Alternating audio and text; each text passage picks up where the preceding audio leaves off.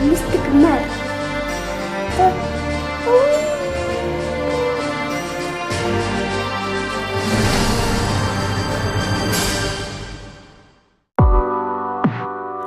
Хүний амьдрал гэдэг үхэл амьдралтай үргэлж тэмцэж байдаг томоохон тулааны талбарч юм шиг. Хүмүүсийн төлөө зүрх сэтгэл амьдралаа бүрэн зориулсан нэгэн хүнийг амьдралын өнгө нэвтрүүлэг онцолж байна. Түүний нэрийг Магсар Жавын наран цэцэг гэдэг. Эмэгтэйчүүдийн эмчийн мэргэжлэр 92 онд анх сургууль төгсөөд энэс хойш эмчийн ажлаар ажиллаж байгаа. Наран цэцэг гэгээн ар үр эмнэлгийн захирлаар ажилладаг бөгөөд 2010 оноос өдгөөг хүртэл эмнэлгийнхээ үйл ажиллагааг улам сайжруулан ажилласаар л байна.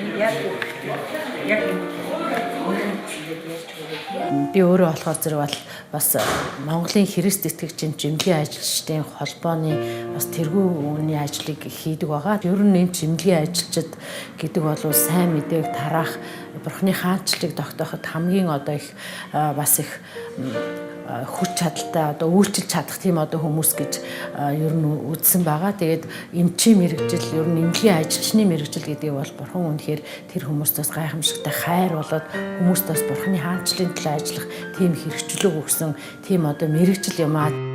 Эмч хүн маш их хайраар хүмүүст үйлчлэх ёстой гэдгийг ойлгосон нэгэн бол үнэхээр нараа эмч мөн.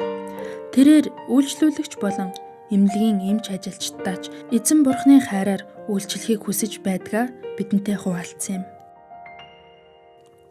Хүний мөрөөдөл гэдэг хаа нэг газар хүрээ зогсдог биш, харин үргэлж шинэлэг байж түүнийхээ төлөө цаг ямагт тэмүүлдэг байх хэрэгтэй мэт санагдана.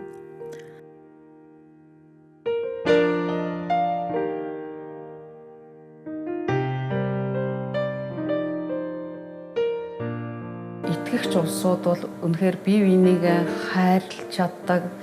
Тэгээд үнэхээр сэтгэл гаргаж чаддаг, хүний төлөө үнэхээр анхаарч чаддаг гэдгийг бол би одоо энэ цуглаанд явснаас хойш энэ итгэгч эмч нарыг хараад, мөн энэ нараа эмчийг хараад үнэхээр эргэлт буцалтгүйгээр энэ Христийг шүтгэхэр болсон. Үйлчлэгч амралт байхгүй, өвчтэй байсан байхгүй юу?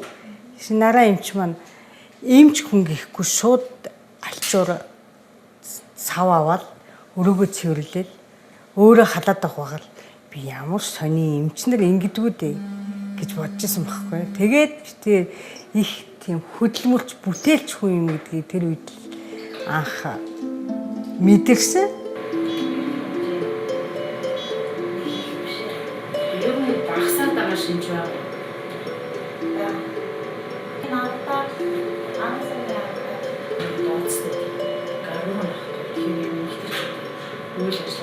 Би багадаа бол айгүй тийм мөрөөдөнтгий хүүхдээсэн.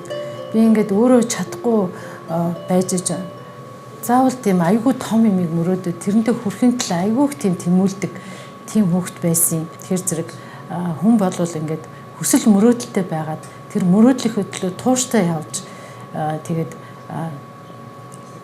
ямар нэгэн одоо хэцүү хүнд зүйлийг даван туулах хүч чадалтай байж тэгээд бас энэ одоо байхаас гадна тэгээд бид нарт Бурхан эзэн бол заавал байх хэрэгтэй байгаа.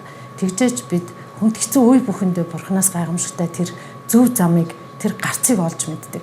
Тэгэхээр хэрвээ одоо мөрөөдлөө орхилгүйгээр шантралгүй урагшаага хөдөлмөрлөөд хамт одоо бидэнтэй хамт Бурхан байх юм бол бид тэр мөрөөдөлд хүрч чадах юм аа гэж би одоо энэ байгаа газараасаа эргээд харахаар зэрэг ингэж бодогдож байгаа. Тэгээд миний одоо хэрвээ багт гэсэн миний хийсэн бүтээсэн зүйл байгаа бол энэ хийсэн бүтээсэн зүйл маань зөвхөн Бурханы алдрын төлөө юм аа гэж боддtiin аа.